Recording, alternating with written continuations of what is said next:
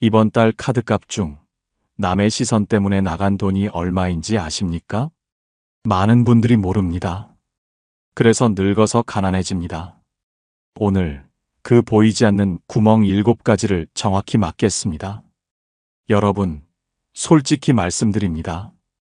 노후 빈곤은 하늘에서 떨어지는 벼락이 아닙니다. 매일매일 우리가 하는 작은 선택들이 쌓여서 만든 결과입니다. 잠시만 생각해 보십시오. 이번 한 번만 더라는 말을 자주 하십니까? 괜찮아. 이 정도는 이라고 중얼거리십니까? 정기 모임을 3곳 이상 다니십니까? 그렇다면 여러분의 지갑에 구멍이 뚫려 있을 확률이 높습니다. 보이지 않는 구멍입니다. 오늘은 남에게 보이기 위해 쓰던 돈을 멈추고 나에게 남는 행복을 위한 소비로 바꾸는 날입니다. 겉으로는 풍요로워 보이지만 속으로는 텅 비어가는 삶. 그런 삶을 멈추고 진짜 여유를 찾는 날입니다. 60세 이후 반드시 줄여야 할 7가지 소비 습관. 첫 번째, 허세의 늪. 남의 부러움은 하루, 빚은 몇 년. 백화점에서 명품 가방을 샀습니다. 모임에 들고 나가니 친구들이 한마디 합니다. 우와, 역시 다르네. 그 순간 가슴이 뿌듯합니다. 하지만 그 뿌듯함 며칠 갑니까? 문제는 이게 한 번으로 끝나지 않는다는 겁니다. 가방 다음엔 시계, 시계 다음엔 구두, 그 다음엔 옷. 그리고 어느새 이렇게 합리화합니다. 이 정도는 내가 써도 돼. 왜 우리는 남에게 보여주기 위해 돈을 쓸까요? 사회적 지위를 과시하고 싶은 욕구 때문입니다. 하지만 이 욕구에는 끝이 없습니다. 내가 산 걸 누군가 더 비싼 걸로 덮어버리면 나도 다시 그걸 따라잡아야 하거든요. 모임에 갔는데 다들 3만원짜리 점심을 시킵니다. 나 혼자 1만원짜리 먹자고 하기엔 괜히 눈치가 보이죠. 그래서 그냥 같이 먹자 하면서 돈을 댑니다. 솔직히 남들은 우리가 얼마를 쓰든 관심이 없습니다. 우리가 생각하는 것보다 남은 우리한테 관심이 없어요. 한 달에 20만원만 허세 소비를 줄여도 1년이면 240만원입니다. 5년이면 1200만원입니다. 그 돈이면 집안 수리도 하고 병원비도 마련할 수 있습니다. 이제는 결제 전에 5초만 이런 생각을 하십시오. 이건 진정 나를 위한 건가? 남을 위한 건가? 남에게 보이기 위한 거라면 즉시 보류하십시오. 나중에 다시 생각해봐도 늦지 않습니다. 오늘 나는 허세 소비를 끊겠습니다. 두 번째, 불안의 상술. 불안은 장사꾼의 최고 먹잇감. TV 홈쇼핑을 보고 계십니까? 이거 하나면 혈액이 맑아집니다. 한 달만 드시면 무릎 통증이 사라집니다. 그 순간 마음이 덜컥 움직입니다. 왜냐고요? 나이 들수록 건강은 곧 생존이니까요. 문제는 그게 정말 효과가 있는지 확인도 안 하고 산다는 겁니다. 친구가 좋다니까, 방송에서 유명인이 먹는다니까.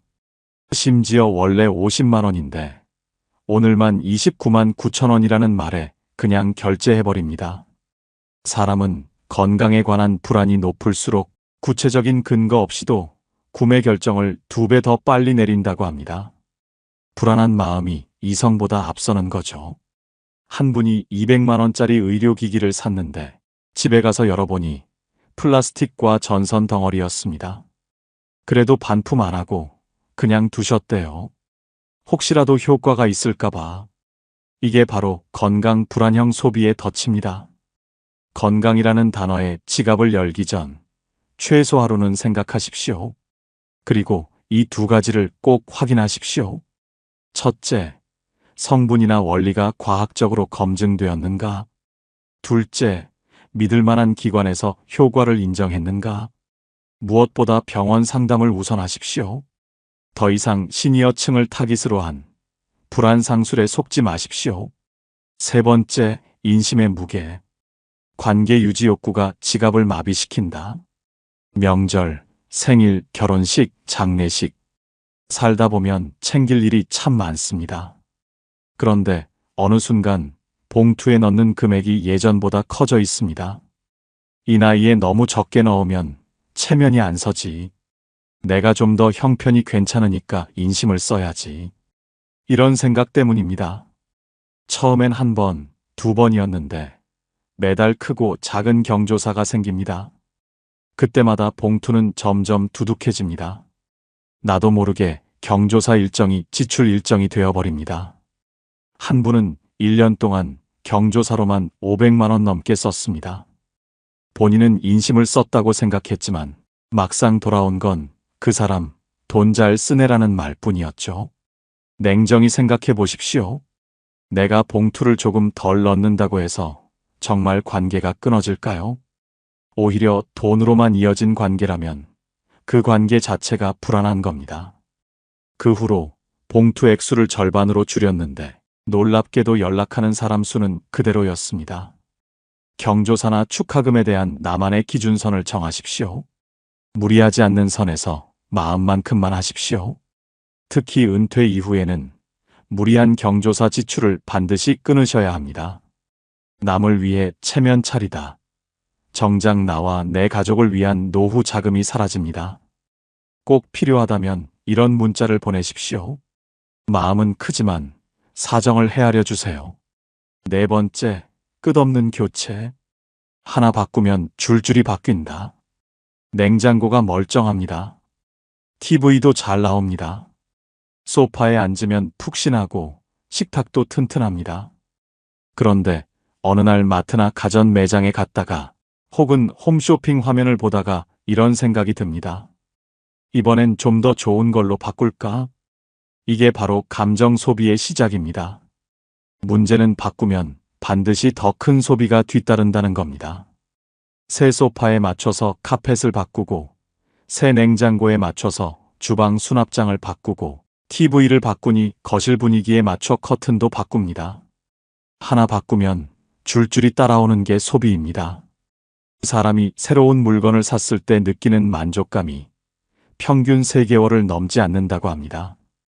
그 후에는 만족감이 떨어지고 다시 새 물건이 필요하다고 느끼게 됩니다. 결국 필요가 아니라 기분을 채우기 위해 지갑을 여는 거죠. 거실이 최신 가전으로 가득한데 정작 통장 잔액은 바닥인 분을 봤습니다. 그분이 하신 말이 아직도 기억납니다. 사람들이 우리 집 보면 다 부러워하거든. 근데 사람들은 몰라. 매달 할부로 나가는 카드값이 얼마인지. 교체는 세 조건에서만 하십시오. 첫째, 고장이 났을 때. 둘째, 수리가 불가능할 때. 셋째, 안전에 위험이 있을 때. 기분이나 분위기 때문에 바꾸고 싶다면 딱 3일만 참아보세요. 그리고 3일 뒤 과연 같은 생각 같은 기분인지 꼭 느껴보시길 바랍니다. 더 이상 멀쩡한 물건을 기분에 따라 바꾸지 마세요. 5번째, 과시의 여행. 추억은 남고 빚도 남는다. 나이 들면 여행하면서 살아야지. 많은 분들이 이렇게 말합니다.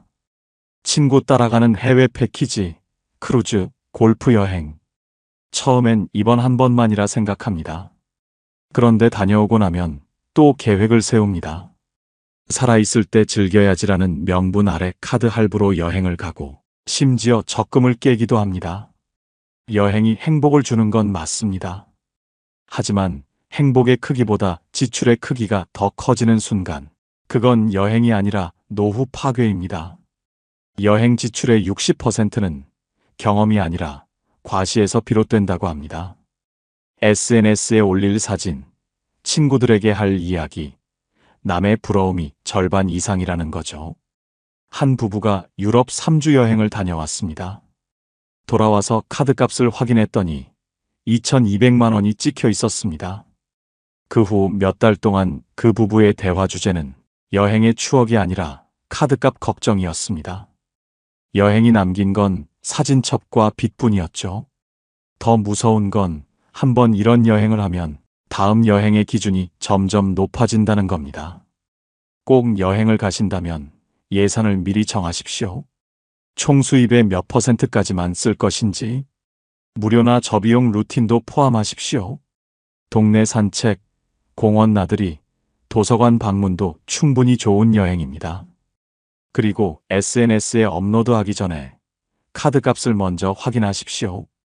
6번째, 자식 사랑이라는 무한 투자. 사랑의 이름으로 시작해 권리로 끝난다. 아들이 전세금이 부족하다고 합니다.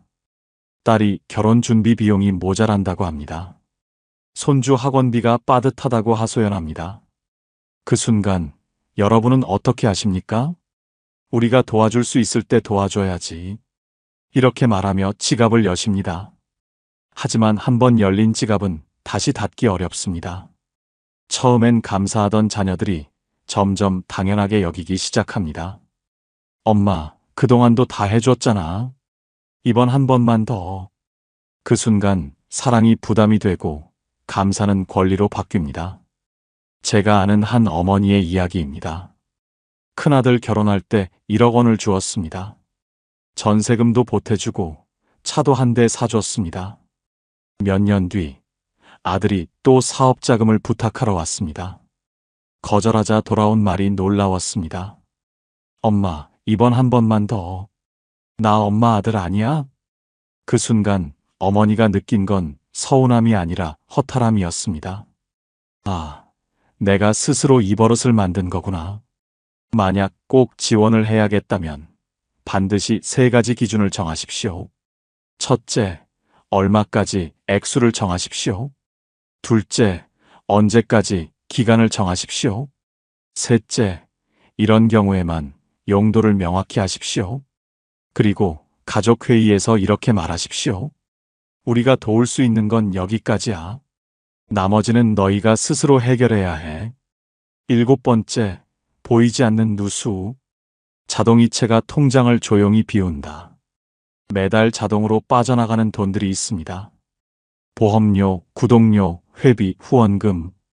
처음엔 필요해서 가입했지만 시간이 지나면서 쓰지도 않는데 계속 나가는 돈들이 생깁니다. 특히 보험이 문제입니다. 중복 보장, 불필요한 특약이 붙어서 매달 10만 원씩 더 내는 경우가 많습니다. 한 분은 같은 보장을 3개 보험에서 받고 있었는데 본인도 모르고 있었습니다. 요즘은 구독 서비스도 많습니다. 넷플릭스, 유튜브 프리미엄, 각종 앱 구독료. 하나하나는 작지만 모이면 큰 돈입니다. 분기에 한 번 자동이체 점검날을 정하십시오. 3개월마다 모든 자동이체 내역을 확인하십시오. 지금 당장 해지할 수 있는 3가지를 찾아서 즉시 실행하십시오. 쓰지 않는 구독 서비스, 중복 보험, 다니지 않는 모임 회비부터 정리하십시오. 오늘 당장 불필요한 자동이체는 없는지 점검해 보세요. 통장 잔고를 지키는 5가지 방어 기술. 첫 번째, 절감의 순서. 고정비부터 잡아라. 절약을 시작할 때 대부분 어디서부터 손대십니까? 휴대폰 요금을 줄일까? 보험을 바꿀까? 맞습니다. 이런 것도 중요하지만 그 순서를 잘못 잡으면 평생 돈을 못 모읍니다. 고정비와 변동비. 생활비를 줄이려면 먼저 2가지를 구분해야 합니다. 고정비는 보험료, 관리비, 통신비, 구독료처럼 매달 자동으로 빠져나가는 돈입니다. 변동비는 외식비, 쇼핑비, 교통비처럼 그달 금액이 달라지는 지출입니다. 고정비를 한 번 조정하면 절감 효과가 평균 3년 이상 지속됩니다. 한 달 10만 원만 줄여도 5년이면 600만 원입니다. 1단계는 고정비 점검입니다. 보험 보장 중복을 확인하십시오. 필요 없는 특약을 해지하십시오. 관리비 항목별 사용량을 점검하십시오. 통신비 요금제를 조정하십시오. 특히 알뜰폰은 데이터 무제한이 3만 원 내외입니다. 가족 전체가 바꾸면 매달 10만 원 이상 절약됩니다. 고정비만으로는 한계가 있습니다. 진짜 통장이 불어나는 건 변동비를 줄일 때부터입니다. 지난 3개월 동안의 변동비 내역을 적어보십시오. 외식, 쇼핑, 교통, 취미 활동비를 전부 기록하세요. 가장 많이 쓰는 항목부터 10%를 줄이십시오. 한 번에 확 줄이려 하면 실패하기 쉬우니 10% 정도가 적당합니다. 두 번째, 원금 사수. 현금 흐름 안에서만 살기. 은퇴 후 재정에서 가장 중요한 원칙이 뭔지 아십니까?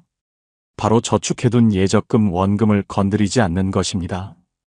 국민연금, 이자, 수입, 임대료 같은 고정 수입이 있습니다. 이러한 월간 현금 흐름, 수입 범위 안에서 생활을 유지해야 위기 상황이 와도 버틸 수 있습니다. 고정 수입을 넘어 저축해둔 예적금을 뺏어 쓰기 시작하면 그건 마치 물 항아리 바닥에 금이 가는 것과 같습니다. 겉으로는 멀쩡해 보여도 안에서는 물이 새어나가고 있죠. 은퇴 후 5년 이내에 예적금 원금을 쓰기 시작한 가정의 72%가 10년 내에 자산 절반 이상을 잃었습니다. 한 달 고정 수입을 계산하세요. 이 금액 안에서 최대 생활비 한도를 정하세요. 부족하면 소비 구조를 바꿔서 맞추세요.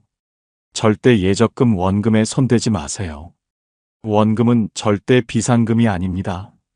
그건 여러분의 마지막 버팀목입니다. 세 번째, 미래 가치 사고와 모임 다이어트.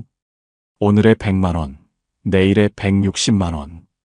100만 원을 그냥 써버리면 거기서 끝입니다. 하지만 그 돈을 연 5%로 굴리면 10년 뒤 약 160만 원이 됩니다. 오늘 100만 원을 쓰는 건 10년 뒤 160만 원을 포기하는 것과 같습니다. 산악회, 노래교실, 동창 모임, 향후회. 다 좋은 모임이고 사람 만나는 건 행복이지만 모두 다 나가다 보면 매달 수십만 원이 나갑니다. 모임 4곳에 참여하는 한 분은 월 평균 모임비 45만 원, 선물비 15만 원, 총 60만 원을 썼습니다. 1년이면 720만 원, 5년이면 3,600만 원입니다. 정말 즐기고 오래 가고 싶은 모임 한두 개만 남기십시오. 나머지는 정리하십시오. 경험상 모임을 줄여도 진짜 관계는 유지됩니다. 연락하는 친구 수는 똑같습니다. 네 번째, 3일만 버티기. 충동은 3일이면 사라진다. 마트에서 세일 중인 물건을 보고 이건 놓치면 손해야 하며 바로 카트에 넣어본 경험이 있으십니까? 이건 즉흥 소비입니다. 충동구매 욕구는 보통 48시간에서 72시간 안에 크게 줄어듭니다. 3일이 지나면 그 물건이 없어도 된다는 결론에 도달할 확률이 매우 높습니다. 사고 싶은 물건이 있으면 메모장에 적으십시오. 날짜를 쓰고 3일 뒤 다시 보십시오. 여전히 꼭 필요하고 예산 안에서 가능한 경우만 사십시오. 한 분은 이 방법으로 온라인 쇼핑에서 매달 30만 원 이상을 줄였습니다. 10개 중 8개는 안 사도 되는 물건이었죠. 다섯 번째, 무지출대이. 10원도 안 쓰는 날을 만들어라. 돈을 줄이는 가장 쉬운 방법이 뭔지 아세요? 줄이려고 매일 고민하는 게 아니라 아예 안 쓰는 날을 정해버리는 겁니다. 지출을 매일 조금씩 줄이는 것보다 아예 소비를 하지 않는 무지출대이를 운영하는 사람들이 6개월 뒤 평균 저축률이 28% 높았습니다. 무지출대이 운영 방법. 한 달에 최소 4일, 많게는 8일을 무지출대이로 정하세요. 이날은 카드, 현금, 계좌이체 아무것도 안 씁니다. 무지출날은 미리 필요한 걸 준비해 두세요. 식재료, 교통카드, 상비약 등을 미리 챙겨두세요. 가족이나 지인과 공유해서 약속이나 모임을 잡지 않는 것도 좋습니다. 매주 수요일과 토요일을 무지출날로 정한 분이 있습니다. 처음엔 불편했지만 3개월이 지나자 한 달에 15만 원에서 20만 원씩이 남더라고 합니다. 그 돈을 1년 모으니 약 200만 원이 됐고 허리 디스크 수술을 하게 됐을 때 그 돈이 병원비 전액을 감당해 줬습니다. 보이는 행복보다 남는 행복을 찾는 법. 돈을 아끼는 것만으로는 충분하지 않습니다. 진짜 행복을 느끼는 다른 방법을 찾아야 합니다. 비싼 여행 대신 동네 산책을, 고급 식당 대신 집밥의 즐거움을, 명품 쇼핑 대신 도서관에서의 독서를, 돈 안 들이고 평생 즐겁게 사는 법 4가지를 말씀드릴게요. 1. 매일 30분 걷기. 걷는 것만으로도 충분한 행복을 얻을 수 있습니다. 2. 동네 도서관 이용하기. 무료로 책을 읽고 강의도 들을 수 있습니다. 3. 봉사활동 참여하기. 남을 돕는 기쁨은 돈으로 살 수 없습니다. 4. 구청이나 복지관의 프로그램도 활용하십시오. 저렴한 비용으로 다양한 취미 활동을 즐길 수 있습니다. 무엇보다 진짜 좋은 관계는 돈을 쓰지 않아도 유지됩니다. 공원에서 함께 걷기, 집에서 차 한잔 나누기, 전화로 안부 묻기. 이런 것들이 비싼 식당에서의 만남보다 훨씬 깊은 유대감을 만듭니다. 오늘 말씀드린 내용을 다시 한번 정리하겠습니다. 60세 이후 반드시 줄여야 할 7가지 소비 습관. 첫째, 남에게 보이기 위한 허세 소비를 끊으십시오. 둘째, 노년의 건강을 볼모로 한 불안 상술에 속지 마십시오. 셋째, TV, 냉장고 등 멀쩡한 물건을 바꾸지 마십시오. 넷째, 무리한 경조사 지출을 줄이십시오. 다섯째, 과시형 여행을 자제하십시오. 여섯째, 자식 사랑이라는 무계획 가족 지원을 멈추십시오. 일곱째, 매달 불필요한 자동이체를 정리하십시오. 통장 잔고를 지키는 5가지 방어 기술. 첫째, 고정비부터 변동비 순서로 절감하십시오. 둘째, 원금을 절대 건드리지 마십시오. 셋째, 미래 가치를 생각하고 모임을 다이어트 하십시오. 넷째, 3일 룰을 적용하십시오. 다섯째, 무지출 데이를 만드십시오. 오늘 끄는 한 줄의 지출이 내일의 자유를 만듭니다. 작은 구멍 같아 보여도 그 구멍들이 모여서 통장을 바닥나게 만듭니다.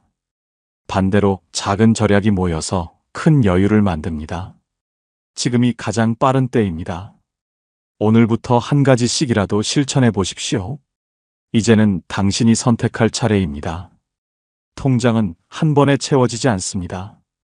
하지만 오늘부터 단 1만 원이라도 지켜낸다면 1년 뒤, 5년 뒤에 통장은 완전히 달라집니다. 그 차이가 여러분의 노후를 불안에서 여유로 바꿉니다. 미래를 예측하는 가장 좋은 방법은 지금 행동을 바꾸는 것입니다. 오늘이 바로 그 바꾸는 날이 되길 바랍니다. 오늘 영상을 시청하며 어떤 생각이 드셨습니까? 여러분의 경험과 생각을 댓글로 나눠주세요. 나는 이런 소비를 끊었더니 이렇게 달라졌다는 이야기를 들려주세요. 여러분의 이야기가 누군가에게 큰 위로와 깨달음이 될 것입니다. 도움이 되셨다면 좋아요와 구독으로 이 이야기가 많은 분들에게 닿을 수 있도록 도와주세요. 주변에 이런 이야기가 필요한 분이 계시다면 카톡이나 밴드에 꼭 함께 공유해 주시기 바랍니다. 여러분의 응원이 더 좋은 내용을 만드는 원동력이 됩니다. 끝까지 들어주신 여러분께 깊은 감사를 드립니다. 여러분의 노후가 누구보다 단단하고 행복하기를 진심으로 기원합니다. 이상으로 나이들매 품격이었습니다. 황금빛으로 물들어가는 여러분들의 행복한 인생 이막을 응원합니다. 오늘 영상이 도움이 되셨다면 구독과 좋아요 부탁드립니다. 끝까지 시청해 주셔서 감사합니다.